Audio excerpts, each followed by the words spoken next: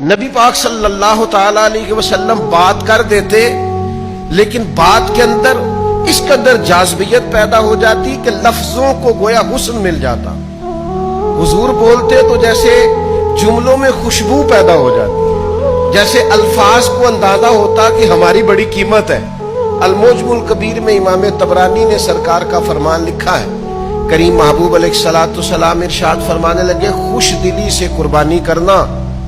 جو خوش دلی سے قربانی کرے گا اس کی قربانی اس کے اور جہنم کے درمیان حجاب بن جائے گی، پردہ بن جائے گی، روک بن جائے گی. خوش دلی والی قربانی بندے کو دوزخ میں جانے نہیں دے گی. لیکن حضور نے خوش دلی کی شرط لگائی ہے. کس کی شرط لگائی ہے؟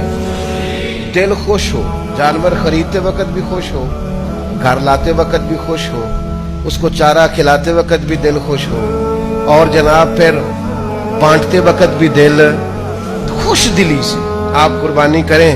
تو فرمایا یہ جہنم اور تمہارے درمیان یہ بن جائے گی رکاوٹ، پردہ، حجاب.